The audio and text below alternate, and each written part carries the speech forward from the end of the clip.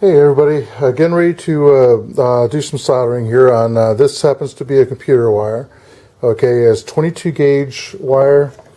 I used wire strippers at the 22 gauge area to strip the ends. Remember when you're stripping the wires that you do not want to take any of the metal wire. Okay, I'm heating up my solder iron right now.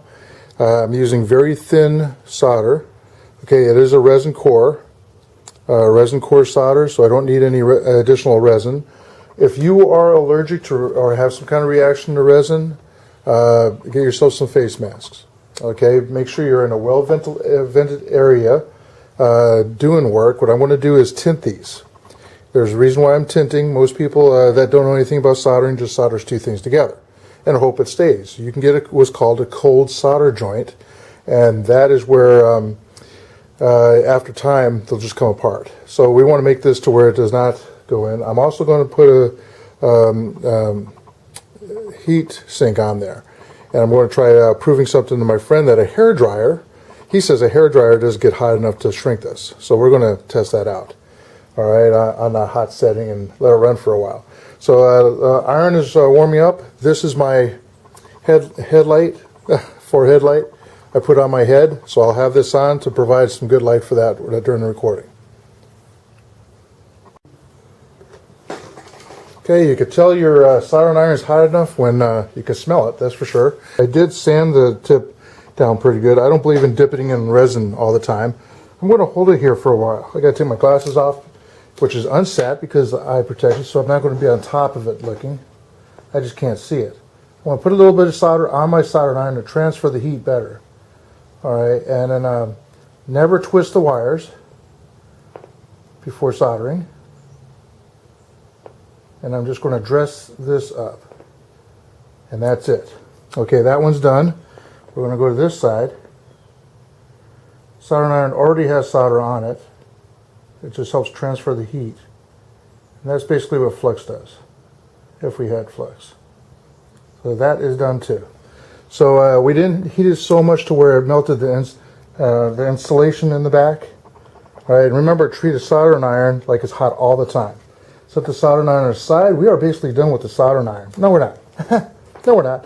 We need to actually connect these now and make sure we put our heat shrink in line, because if you don't, we can't take the ends off to do anything. All right, I put the heat shrink on far enough back to where it's not going to get melted. Now, granted, I can hold this and do this and probably get these to touch, but I like using a set of needle.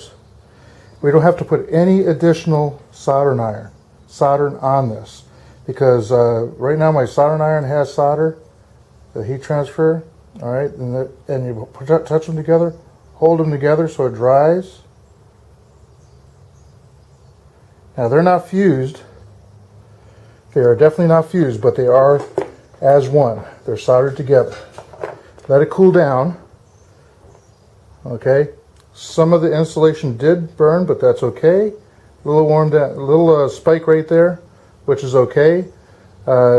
If you have an easel like I have, go ahead and loosen it. These are very handy. This says Ace on it, so I don't know if it's a brand or if it actually came from Ace. But you can go to Radio Shack, you can go to any hardware store and probably get one. So that's a piece, you can't break it off or anything. Give a good tug on this. This is a good idea for like trailer lights. A lot of us put just splices on trailer lights and then the corrosion sets in. You put this guy over, equal on both sides. Now when I trim this back, that's about a 1/4 inch on each wire. So that's about a 1/4 inch span. I covered the full length, they're side by side. Those two wires are literally touching and soldered together. So put this guy over, we're going to use a hot air gun, actually a hair dryer, to actually blow this and shrink it. I'm actually going to put this guy in here before I do that. And we're equal on both sides. Okay, now to fire up, I'm not going to show you the whole hot air gun thing because it may take a while, but I'll show you what comes out the end of it. Sure looks like they're shrinking it with an air dryer. It's on very high. I've only held it here for probably a minute, and it sure looks like it's watertight. That is very well insulated solder job. If I was in quality assurance in the Navy, and this is where I learned how to do this, all right, if I was in quality assurance and I had to look at this, it's tight on both ends, it's insulated, no water is going to get inside there, no moisture, no humidity, nothing. And I would okay this. I would sign this off as a perfect job. So granted, this is a computer wire. I purposely cut the wire. This is obsolete anyway, these things.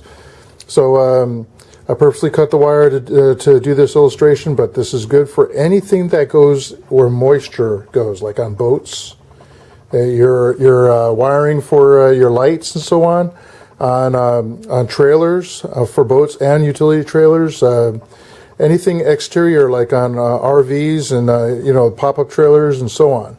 So really, any place that you don't ever want to do it again, you do it right the first time, this is what you want to use. Okay, so subscribe if you want. Bye.